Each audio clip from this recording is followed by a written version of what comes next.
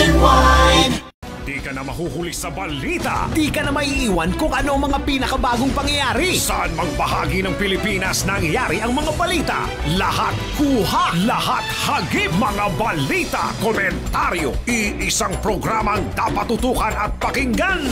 Radyo Natin Nationwide.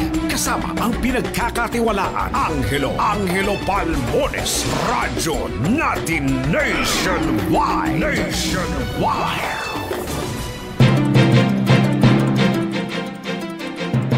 Martes tayo ngayon, July 30, 2024.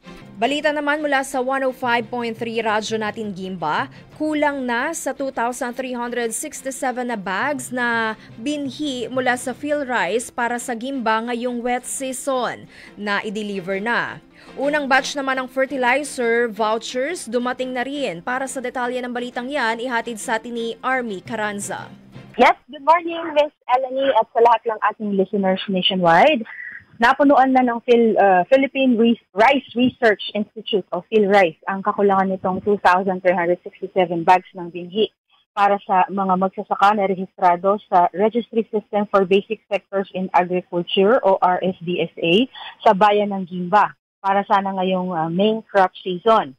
Na-deliver ito July 23, 2024 at ayon kay RCEF Project Development Officer Lorenzo Lopez Jr., ang pagkakaroon ng kakulangan sa supply ng binhi ay dahil sa mahinang ani ng mga accredited seed growers ng ahensya. Dulot ito ng epekto ng El Nino at pagtaas ng insidente ng peste. Sa official statement ng ahensya, sinabi nito na labis na naapektuhan ang gitnang Luzon na siyang sentro ng produksyon ng certified seeds sa bansa. Ngunit bilang tugon, nakipag-ugnayan ito sa mga regional field offices ng Department of Agriculture o DA upang magamit muna ang seed reserve na inilaan sa panahon ng kalamidad. Siniguro naman ni Lopez na ang mga binhing bagong deliver ay dekalidad at bagong ani. Samantala, bukas pa lamang July 31, magsisimula ang pamamahagi ng mahigit 5,000 fertilizer discount vouchers na ibinaba ng Department of Agriculture Regional Field Office 3 o DA Central Luzon sa Gimba nitong July 18. Mahigit 1,800 dito ang nakatakdang i-release sa unang linggo ng schedule na inilabas ng Municipal Agriculture Office o MAU Gimba. Sa ipinadala namang statement ng Regional Rice Program Division ng DA Central Luzon, nakasaad na July 16 lamang na i-encode ng MAU Gimba ang kompletong requirements upang makapag-generate ang tanggapan ng vouchers. Gaya ng klase ng binhi, ilang ektarya ng tinamnan, at pangalan ng cluster kung saan kabilang ang magsasaka.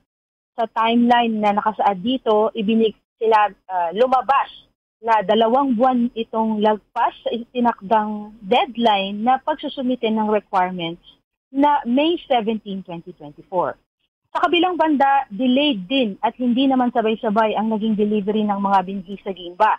May 7 na nang magsimulang dumating ang alokasyon mula sa RCEF Seed Program at May 10 na nakapagsimulang makapagpamahagi sa mga magsasaka ng binhi na inabot pa hanggang June 25, 2024. Nakahinto rin ang releasing ng mga fertilizers sa kasalukuyan, maging ang voucher generation simula nitong July 23 hanggang ngayong araw dahil sumasailalim sa Emergency Maintenance ang Intervention Management Platform o IMP na aplikasyong gamit sa lahat ng interbensyong nagmumula sa ahensya. Ms. Eleni, ang Gimba ay mayroong kabuang alokasyon na halos 40 million pesos para sa abono ngayong 2024 wet season. At as of April 2024, mahigit 11,000 magsasaka sa Gimba ang nakarehistro na sa RSBSA. At yan ang balita sa oras na to mula sa radyo natin na 105.3. Gimba Nueva Ecija, ito po si Army Caranza, nagbabalita para sa radyo natin nationwide. Salamat, Army.